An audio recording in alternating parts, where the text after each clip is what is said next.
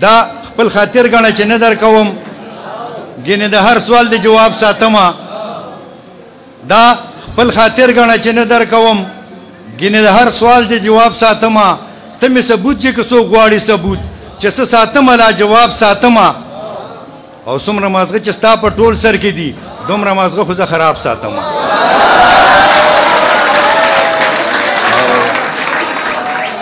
نظم ورته وایم چې شکر دې یاران لرم شکر دې یاران لرم څنګ کې مې جانان لرم هر ځای کې مې قدر دې هر ځای کې یاران لرم هر ځای کې مې قدر دې هر ځای کې یاران لرم جی جناب و جی یاران دا مې د روجي یاران شاتو کې د شات یاران دا مې د سوات یاران سر لمې شملې یاران دا مې د شنګلې یاران زړه ته مې را تیر یاران دا مې د بونیر یاران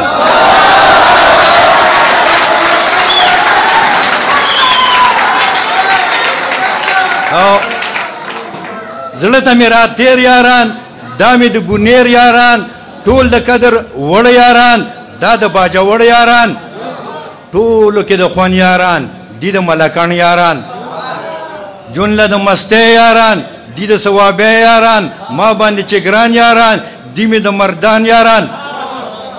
او ټول مزې مزې یاران دا د 400 یاران سترګو کې نظر یاران دا مې د خیبر یاران جونله رمسا یاران دا مې د تیرا یاران ګل مې د کاکل یاران دا د بنو ګل یاران ټولو کې نازک یاران دا مې د کرک یاران او ټولو باندې بار یاران دي د پیښور یاران دا دومره غټه او ښایسته مشاعره را جوړه کړې ده د لرې لرې ځي خلک یې راوستي دي دا ډېره د ځیګر او د زړه خبره ده چې دومره همت څوک کوي خو هغې نه زیات شاباسي تاسو له هم در کومه کې نه صدر صاحب ته اخره کې 4 کرسۍ ناست دي هغه هم دغه کرسو والی چې چا راوړي پوه شوې هغه کرسو والا ناست نور څوک نه نو ډېره مننه ستاسو چې تاسو دومره وخت ویستو ما له تر اوسه پورې ما سره انتظار وکړو او ما هم دله فل اجازت درکړی و شاعرانو صاحبانو ته ما فل اجازت ورکړی ځکه چې لرې لرې ځي راغلي او دې ځای کې ورپسې اواز کوي وایي هلکه یو ووایه هلکه سړی د بونیر او د سوات نه راغلی ته ورته یو ووایه نو هغه هغه ټول پوزیشن خراب کړي نو ما دله اجازت درکړی اوس زه ډېر نه وایم خو یو څو به ویم چې زه په یارانو کې یاران پیژنم زه درمانه زه په یارانو کې یاران پیژنم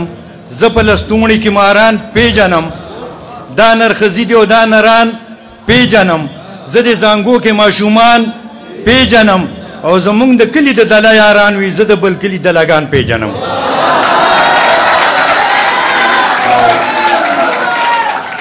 ډېره مننه ډېره مننه